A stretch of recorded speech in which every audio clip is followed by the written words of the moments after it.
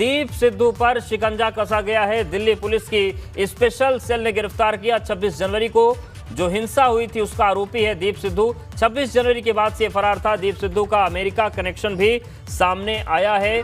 दीप California में रहने वाली एक महिला के संपर्क में था और इसी महिला के जरिए सोशल मीडिया पर वीडियो पोस्ट कर रहा था दीप, और इसे फिलहाल गिरफ्तार कर लिया गया है। तो लगातार सवालों के घेरे में पुलिस भी थी कि आखिर जो दीप सिद्धू है, जो लाल किले पर चढ़ा, जो झंडे को फहराता है, आखिर उसकी गिरफ्तारी क्यों नहीं हो रही है। सवाल यहां तक उठ रहे थे कि क्या उसे बचाया जा रहा है, लेकिन इन सबके बीच बड़ी खबर यह है कि दिल्ली पुलिस की स्पेशल सेल ने उसे गिरफ्तार कर लिया है और दीप सिद्धू पर कानूनी शिकंजा कसा जाने लगा है। दीप सिद्धू का अमेरिका कनेक्शन भी सामने आया है। दीप कैलिफोर्निया में रहने वाली एक महिला के संपर्क में था और इसी महिला के जरिए सोशल मीडिया पर वीडियो पोस्ट कर रहा था दीप सिद्धू, और उसे गिरफ्तार कर लिया गया है।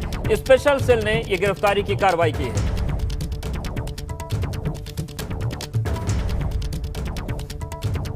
तो दिल्ली पुलिस की स्पेशल सेल ने गिरफ्तार किया है दीप सिद्धू को, और 26 जनवरी को जो हिंसा हुई थी उसका आरोपी है दीप सिद्धू।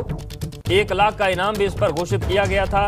दिल्ली पुलिस की स्पेशल सेल ने इसे गिरफ्तार किया है। अमेरिका कनेक्शन भी इसका सामने आया है। कैलिफोर्निया के एक महिला के संपर्क में यह था, जिसके जरिए वीडियो इसके सोशल साइट्स पर लगातार पोस्ट की जा रही थी, लेकिन इसे दिल्ली पुलिस की स्पेशल सेल ने गिरफ्तार कर लिया है।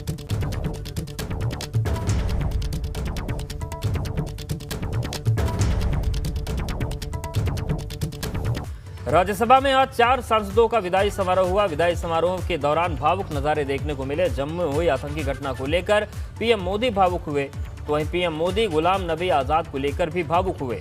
राज्यसभा सांसद गुलाम नबी आजाद भी अपने विदाई भाषण के दौरान भावुक हो गए। इस गलतफहमी में न रहना, न निषाद बाग जो कि राजभवन के साथ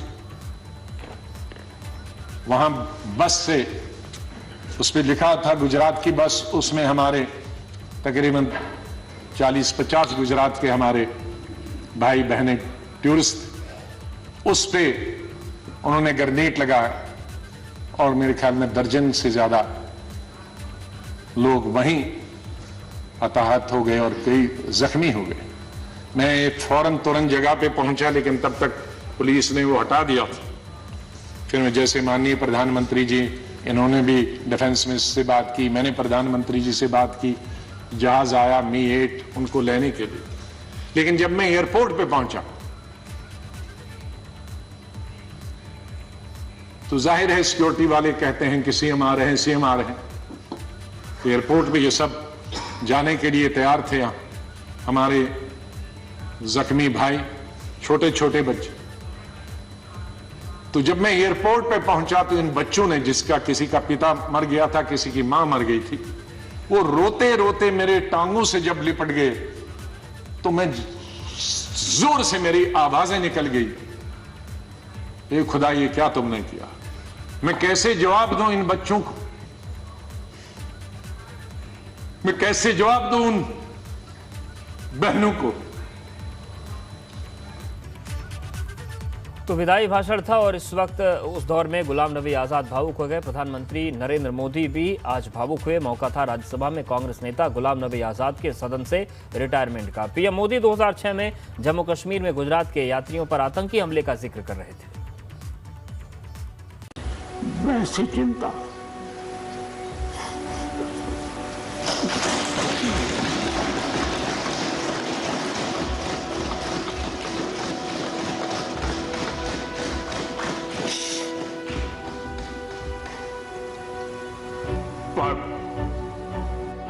भावुकता और संवेदनशीलता, ये प्रधानमंत्री मोदी की शख्सियत का वो अहम पहलू है जिसके बिना मोदी की चर्चा जैसे अधूरी है, और उनका ये पहलू बार बार दुनिया के सामने आ ही जाता है। वैसी चिंता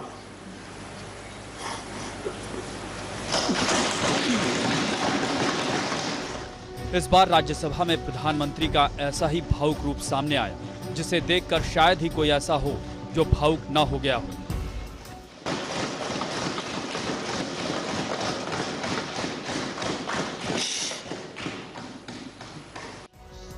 दरअसल राज्यसभा में आज 4 सांसदों की विदाई की बेला थी।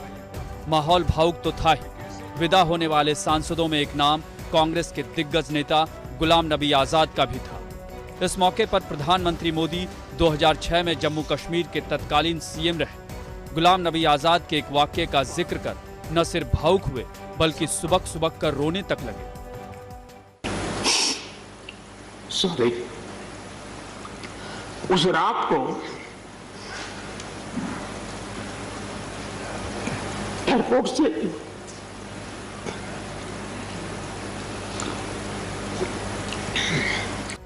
वैसे तो पीएम मोदी को भावुक होते दुनिया ने कई बार देखा है, लेकिन आज वो जितनी बार और जिस तरह से भावुक हुए वैसा शायद पहले कभी नहीं हुए। वैसी चिंता इस दौरान कभी पीएम का गला रुक गया और वो एक शब्द तक नहीं बोल पाए। अपने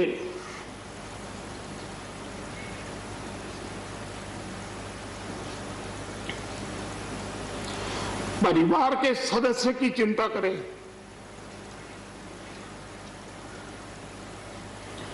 वैसी चिंता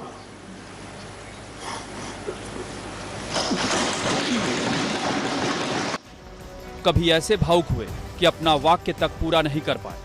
आखिर में प्रधानमंत्री मोदी गुलाम नबी आजाद को सैल्यूट करना नहीं भूले, तो गुलाम नबी आजाद ने भी हाथ जोड़कर उनका अभिवादन किया।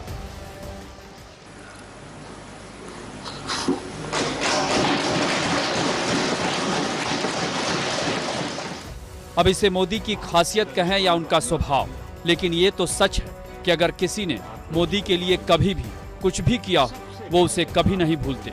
जब भी, जहां भी और जैसे भी मौका मिला, मोदी उसे जताने में, उसका शुक्रिया अदा करने में न तो देर लगाते हैं और न ही कोई कोर कसर छोड़ते हैं।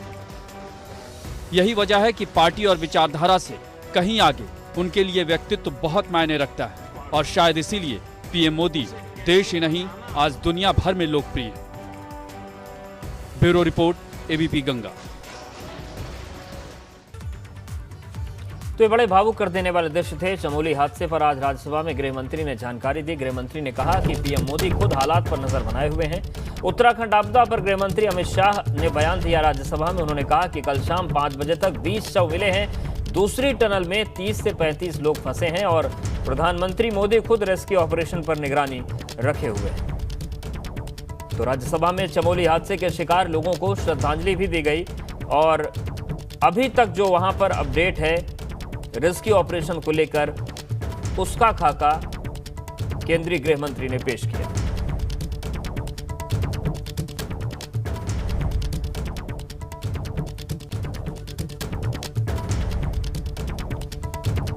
तो राज्य सरकार ने हादसे में 4 लाख और केंद्र सरकार ने 2 लाख की मदद का ऐलान किया है।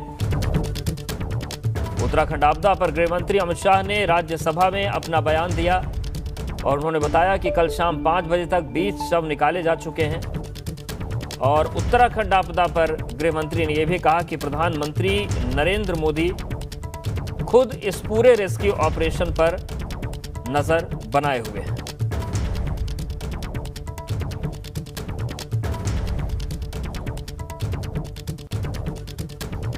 तो हालांकि अगर हम बात करें उत्तराखंड सरकार की, तो और इस वक्त एक दुखद खबर आ रही है। अभिनेता राजीव कपूर का निधन हो गया है। रणधीर और ऋषि कपूर के छोटे भाई थे राजीव कपूर।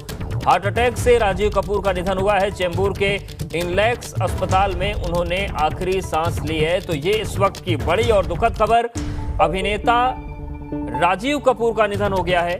रणधीर और ऋषि कपूर के छोटे भाई थे राजीव कपूर। हार्ट अटैक की वजह से राजीव कपूर का निधन हुआ है। चेंबूर के इनलेक्स अस्पताल में उन्होंने आखिरी सांस ली है।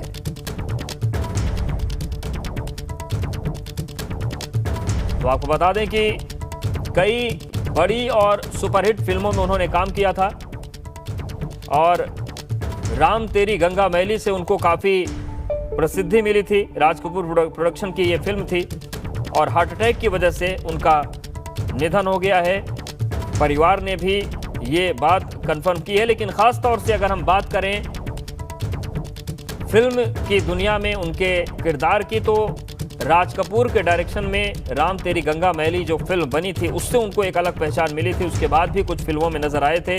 उन्होंने ऋषि कपूर के लीड रोल वाली फिल्म प्रेम ग्रंथ का डायरेक्शन भी किया था। तो वो अभिनेता भी थे, डायरेक्टर भी थे और कपूर परिवार के लिए एक और झटका, क्योंकि कुछ दिन पहले ही ऋषि कपूर का निधन हुआ था और अब राजीव कपूर का भी निधन हुआ है। 58 साल की उम्र में उन्होंने अंतिम सांसें ली। हार्ट अटैक की वजह से मुंबई के इनलेक्स अस्पताल में उनका निधन हो गया।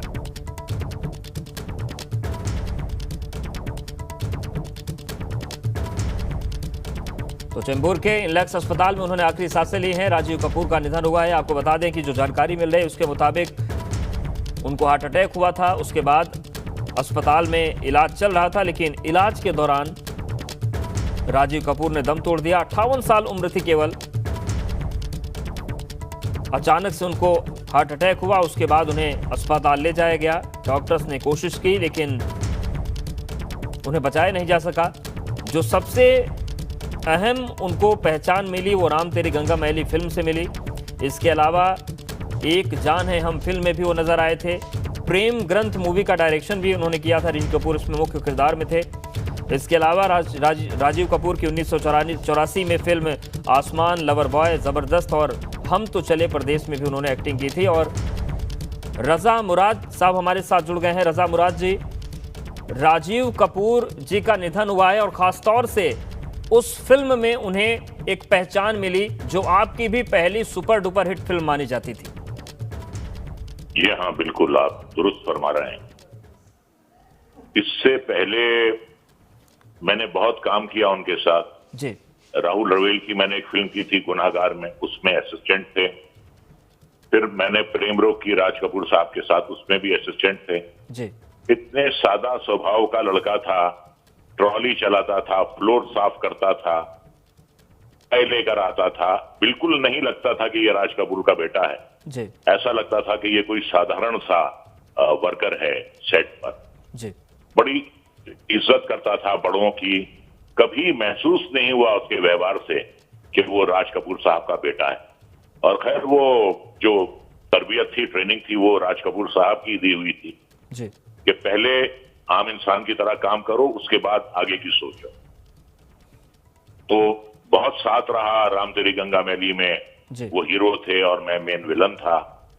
और उसके बाद हिना बनी तो पूरा प्रोडक्शन संभाल रहा था चिंपू, हम चिंपू ही कहते थे जी। तो बहुत ही अफसोसनाक बात है, ये उम्र जो है ये जाने की नहीं है। 58 साल उम्र जाने की नहीं है। कहीं ना कहीं कुछ अकेलापन था उसकी जिंदगी में। अकेले रहता था, पूना में एक फ्लैट किया था, अक्सर पूना में ही रहता था जी।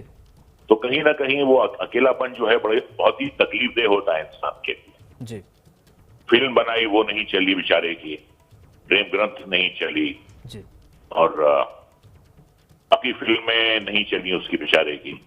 तो ये सारी बातें होती हैं जो इकट्ठा होती रहती हैं।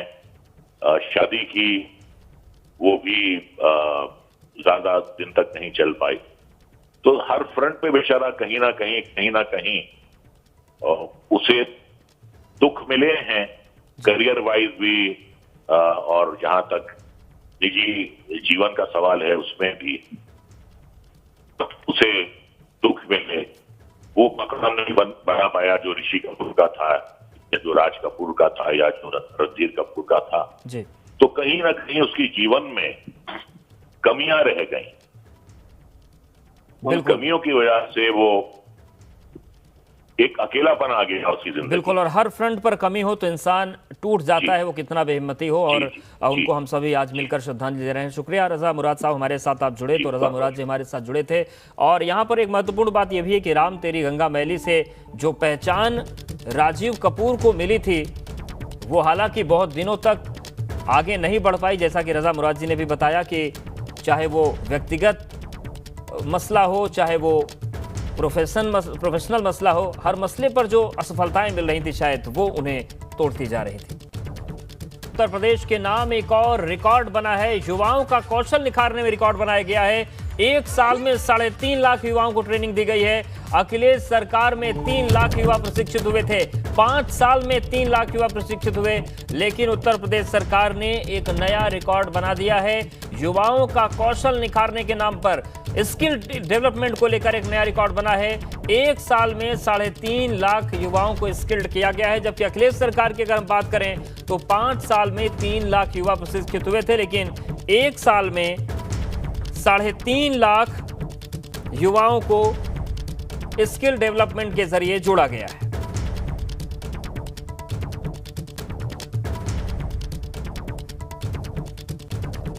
तो अखिलेश सरकार में 3 लाख युवा प्रशिक्षित हुए थे, लेकिन आंकड़ा ये 5 साल में पूरा किया गया था। 5 साल में 3 लाख युवा प्रशिक्षित किए गए थे, लेकिन उत्तर प्रदेश के नाम जो रिकॉर्ड बना है उसमें एक साल में 3.5 लाख युवाओं को स्किल डेवलपमेंट से जोड़ा गया है। प्रयागराज में 2 युवा जोड़ों की शादी चर्चा का विषय बनी है। शादी में दूल्हा दुल्हन थे, गिनती के बाराती थे। अगर कुछ नहीं था तो वो है बैंड बाजा और शान और शौकत के नाम पर रुपयों की बर्बादी। बेहद सादगी से इन युवाओं ने एक दूसरे का साथ निभाने की शपथ ली। अमित और सभी उपस्थित स्वजनों परिजनों मित्रों और कामरेडों तथा पूरे समाज के समक्ष शपथ पूर्वक एक दूसरे को अपना जीवन साथी स्वीकार करते हैं। शादियां तो आपने बहुत देखी और सुनी होंगी। तमाम शादियां खूब चर्चा का सबब बनी रहती हैं। कोई राजसी अंदाज में शादी करता है तो कोई दुल्हन को हेलीकॉप्टर से विदा कराता है, कोई पैसे खर्च करने के बजाय नोटों को लुटाता है, तो कोई दूसरी वजहों से सुर्खियों में बना रहता है। लेकिन संगम नगरी प्रयागराज में 2 युवाओं ने अनूठे अंदाज में शादी की है और ये शादी खूब चर्चा का विषय बनी हुई है। जी हाँ, ये तस्वीरें एक शादी समारोह की हैं। ये शादी इन दिनों काफी चर्चा में है। ये एक ऐसी शादी है जहाँ ना तो बैंड बाजा है और ना ही शान और शौकत के नाम पर रुपयों की बर्बादी। यहाँ दूल्हा और दुल्हन हैं और गिनती के 8 बाराती। बेहद सादगी के साथ ये दोनों जोड़े एक दूसरे के हमसफर बन गए। इस तरह से शादी करने का इनका एक मकसद है। जो पूरे समाज में जाति धर्म के आधार पर रुपयों पैसों का लेन देन करके शादियां तय की जाती हैं, तो उसके खिलाफ कि 2 लोगों में अगर आपसी सहमति है, उनके बीच में प्रेम है, तो उसको रिश्ते का आधार बनाया जाना चाहिए। इसके लिए लोग साहस बटोर सके, क्योंकि समाज में स्वीकार्यता नहीं है। बेवजह उसमें पैसा खर्च किया जाता है। दहेज एक बहुत बड़ी समस्या पूरे समाज की बनी हुई है। जाति धर्म, तो इन सब चीज़ों को, कुरीतियों को ख़त्म करना तो हमारा मकसद है। और दूसरा ये है कि हम एक ऐसा समाज बनाना चाहते हैं जहाँ ये सारी चीज़ें ना हो।